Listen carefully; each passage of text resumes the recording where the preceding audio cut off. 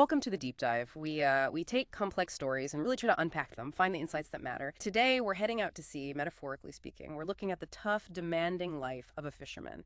Think about it, the physical grind, battling the elements, that really deep connection they have to the ocean, to their work.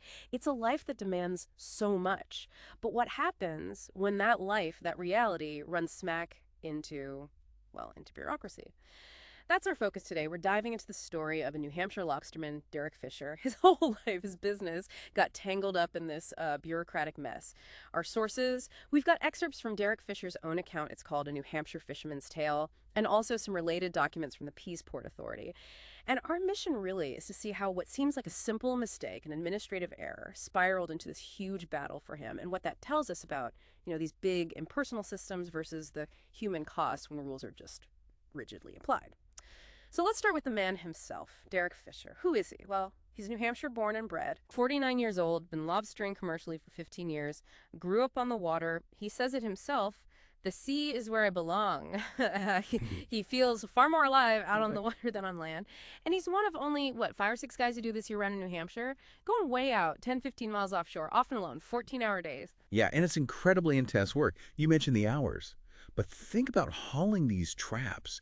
90 pounds plus, he says, from 200 feet down. He's aiming for, 400 pounds of lobster a day. Yeah. He calls it this arduous concert he performs alone. Alone, that's the key. The danger. Exactly. He's very clear about it. One wrong move, one bad lurch, or unexpected wave, and I go overboard. If I go overboard, that's it. There's no backup. Every single movement has to be spot on.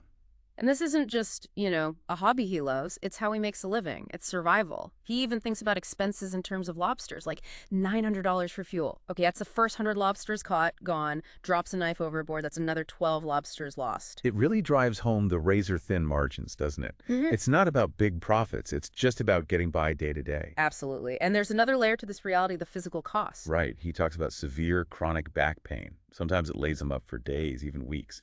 And get this. He hadn't seen a doctor in 35 years. Why? No health insurance. Couldn't afford it. He called it a luxury. Said a doctor's visit would cost him half or more of an entire week's catch. Wow. That paints a really stark picture of the pressure he's under, physically and financially. It really does. So that's Derek Fisher's world. Tough, dangerous, constant strain. Okay, so let's get to the trigger point. This mooring permit. Sounds simple, right? A piece of paper allowing him to park his boat in Hampton Harbor. He calls it his lifeblood. And here's a crucial detail. He actually owns the mooring itself. The big 5-ton concrete block on the seabed, he bought it, cost him about $13,000. Right. But the Port Authority, they lease him the water above his own mooring block for $425 a year. Which, as he notes, is tiny compared to fuel or boat costs. But without that permit for the water space. He can't use his own mooring. His boat has nowhere to go. Exactly. Logistically, it's everything. And this is where it all goes wrong. March 31st, 2025, Derek heads down to renew the permit. He thinks the deadline is March 31st because that's the expiration date on the permit. Makes sense, right? Seems logical. But the clerk tells him, nope. The renewal deadline was March 1st. March 1st? Yeah. And there's apparently a 17-day grace period, but that ended March 17th. He'd missed both. Oh, boy. And the clerk's reaction. He describes it as just flat, impassive, no motion, just stating the facts according to the rules. And Derek's feeling just devastation. Total devastation. His words, if I can't park my boat, I can't fish. If I can't fish, I can't survive. He felt his whole identity just slipping away because of this rule book loophole. It's that feeling of being, what did he call it, unpersoned? Yeah, exactly. He reflects that it's not like active cruelty from the bureaucracy. It's more sterile, unfeeling, Kafka-esque, he says. To the system, he's not Derek Fisher, fisherman. He's just a form filed late, a box left unchecked. A language itself becomes a barrier. Instead of helping, it just confuses and disempowers. Absolutely. He feels like he's just trying to make a living, and the system's somehow set up to stop him. So what does he do? He can't just accept that. No, he tries to appeal to their human side. April 5th, he sends this handwritten letter, really heartfelt. He apologizes, explains he genuinely misunderstood the dates, offers to pay late fees, whatever it takes.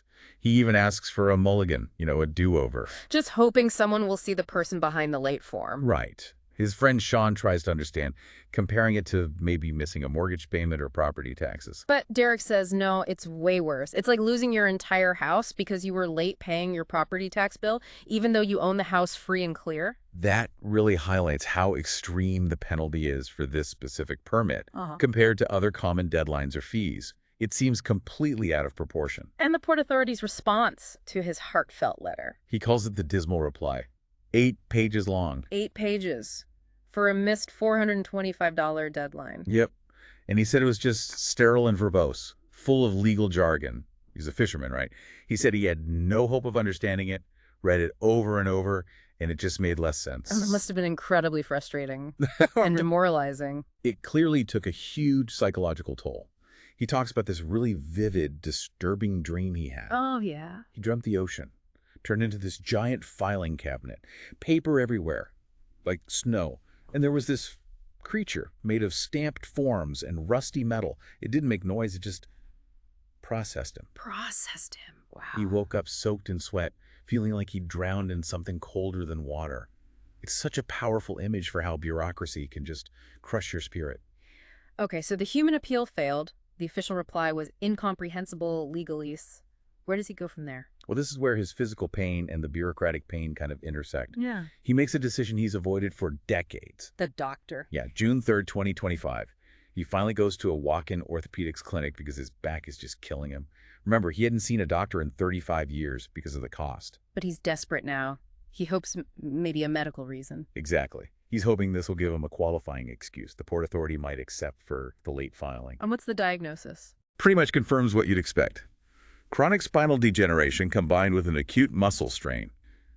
Basically, his body's breaking down from the hard labor. So he gets this official diagnosis. And he acts fast. June 5th, writes a short to-the-point letter, attaches the doctor's report, and hand-delivers it. He's trying desperately to meet this supposed 5-day deadline before a big Port Authority meeting scheduled for June 17th. Okay, so he's got medical evidence now, official documentation. Surely that makes a difference. You'd think so, but he gets an immediate reply back. Yes. Evidence excluded. Excluded? What? Because, and this is pure bureaucracy, it wasn't submitted in accordance with PETA 514.07 and PETA 514.08. What does that even mean? There's specific procedural rules, how things have to be formatted, when exactly they need to be submitted, that sort of thing. Apparently, his submission, even though it contained the relevant facts, didn't follow the exact procedure. Unbelievable. There was a tiny loophole the chair could allow it if they found good cause. That's a legal term for having a really compelling reason to bend the rules. But the initial message he got was basically tough luck. Pretty much, as Derek put it. The facts be damned. What mattered was I had submitted a form late. He called it an unambiguous middle finger. It just reinforces that feeling of dealing with a machine, not people. Totally. He felt the system saw his simple life, his straightforwardness, almost as a sin. He uses the term legalism, where the rules become more important than mercy, more important than the person. He felt it was just devouring him. It raises a really disturbing question, doesn't it? When does sticking to the rules become actively harmful? Precisely.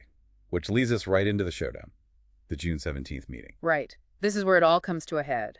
Derek's there, feeling awkward in a suit and tie, his whole way of life basically on trial. But he wasn't entirely alone. The meeting actually opened with a pretty strong show of support for him. Oh, really? Yeah. A letter signed by 7 New Hampshire state representatives was read out loud. It argued for mercy, fairness, and the return of my mooring. And it explicitly said bureaucracy should never destroy a family's livelihood. 7 state reps? That's significant. And an executive counselor, Joe Kenny, also spoke up. He pointed out Derek didn't have a lawyer and made a really potent comparison. He said, look, if your car registration expires, you get a ticket, a fine. The DMV doesn't take away your right to drive forever. That's a great point. It highlights the penalty again. It really does. Then his business partner, Sean Dempsey, gave this really powerful testimony. Sean, the friend who tried to understand earlier. That's him. He basically pleaded with the board, saying a simple late filing shouldn't ruin 2 people's lives and the lives of their families. But the killer point he made was this. He presented a whole list of other New Hampshire license renewals, drivers, vehicle, taxes, dog licenses, hunting, fishing, professional licenses, business licenses. Okay. And he showed that every single one either had the renewal deadline match the expiration date, or they had clear provisions for late fees and penalties. None of them resulted in permanent revocation for being a bit late. So the mooring permit rule was unique in its severity. Completely unique, permanently revoked, with no fee or penalty levied. It wasn't about money, it was just confiscation.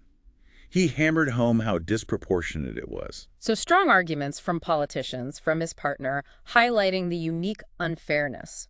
What did Derek himself say? He kept it brief, sounded pretty desperate. I'm frankly at a loss.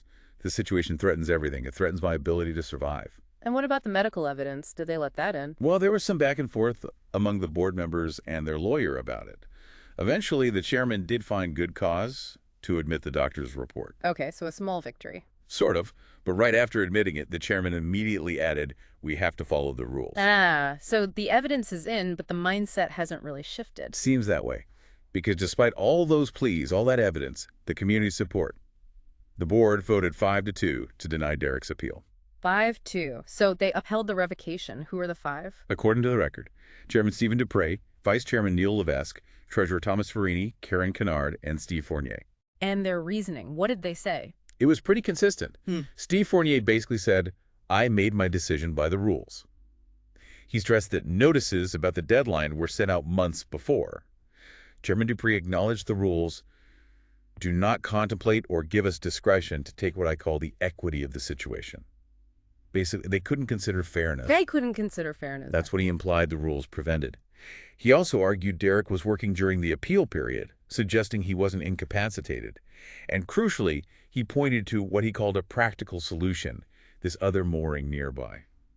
Karen Kennard agreed, saying, though emotional, a practical path exists. Okay, wait. Before we get to that practical path, Okay. What about the two who voted for Derek, the dissenters? Yes, that's really important. Susan B. Parker cast one of the nay votes, voting against the denials and voting for Derek. And her statement was powerful. She directly challenged the whole rules are rules thing. She brought up her own past experience back in the late 70s, fighting against unfair state rules affecting people with developmental disabilities. Yeah. She talked about working to build a system for people who could not speak for themselves. She basically called out the lack of heart in the decision and even volunteered to help rewrite the Port Authority's rules.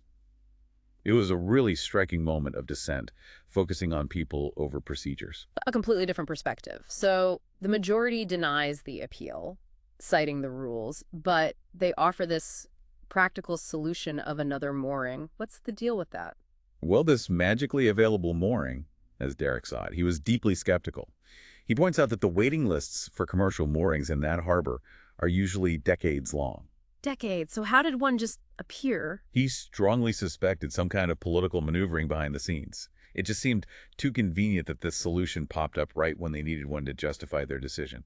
Okay, but even if it was available, was it actually practical? Not even close, according to Derek. First off, it was smaller, rated for a 34-foot boat, and his is a 30-foot commercial vessel. That's a problem. A big one. Second, it was much further down the river. Less convenient, maybe less safe access. Third, and this is huge, moving his existing $14,000 concrete mooring block to that new location would cost thousands of dollars, perhaps tens of thousands of dollars. Tens of thousands just to move it. Apparently. And on top of that, he'd need to buy a new, bigger dinghy to safely get back and forth from the further out mooring. So this practical solution would actually cost him a fortune and might not even fit his boat properly. Exactly. It was, in his view, no solution at all. Just a way for the board to wash their hands of the situation while sticking to the letter of the law. So his final takeaway from all this? Pretty bleak. He felt like the system put its crosshairs on me and decided I was not worthy of redemption, just chewed out by the process. It really makes you think about that quote, Mary McCarthy. Bureaucracy, the rule of no one, has become the modern form of despotism. That fits perfectly, doesn't it? This idea that a system, detached from human faces, can become tyrannical without a single tyrant in charge. Just the rules doing the damage. And Derek connects this himself to some really deep historical and philosophical ideas, doesn't he? About the danger of just blindly following rules. He absolutely does. It's fascinating how he processes this. He brings up the Nuremberg trials, specifically the case of Erich Priebke, the SS officer involved in a massacre. What was his defense? Priebke's defense was essentially, an order is an order, or the law was the law. Just follow the instructions. And how did that go? Italy's highest court totally rejected it. They ruled that individuals have moral and legal responsibilities that go beyond just following orders or laws, especially unjust ones. Derek sees a parallel. Just saying rules are rules isn't enough. It's not a shield, as he puts it. Right. He also invokes Martin Luther King Jr.'s letter from Birmingham jail. King argued there's no moral virtue in obeying laws that degrade human dignity. He called for resisting unjust laws. So Derek is placing his own struggle within this larger historical context of questioning unjust authority. Yes, and he uses other examples too. Inspector Javert from Les Miserables, whose rigid adherence to the law shatters when he encounters mercy. The Spanish Inquisition's blind devotion to doctrine. Even the Pharisees in the Bible focusing on Sabbath rules over healing someone. He sees the Port Authority's actions as this kind of legalism. Exactly. Legalism that devours people, where mercy got buried under rules. Yeah. He has this line, law without love becomes tyranny. He really believes those in power have a duty not to just hide behind rules, but to question them, especially when they cause harm. Power isn't a shield, it's a responsibility. That's his core argument. So, wrapping this up, Derek Fisher's story, it's this incredibly personal account of one man against a system.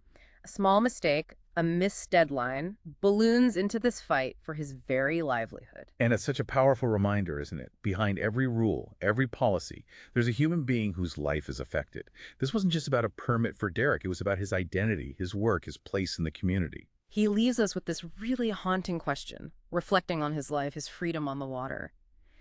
He asks, thinking back to his younger self, what would that free boy say to the slave I have become? Wow. That really hits hard. It does, and it makes you, the listener, think, right, what kind of systems are we building? Are they serving people? Or have the rules themselves become the point? How do we make sure that our quest for order, for efficiency, doesn't end up dehumanizing people, doesn't create these situations where individuals just get crushed by the gears of a system that's supposed to be impartial, but ends up being unjust? A lot to think about there. How do we keep the human element central when we're dealing with rules and regulations? That seems to be the heart of Derek Fisher's tale.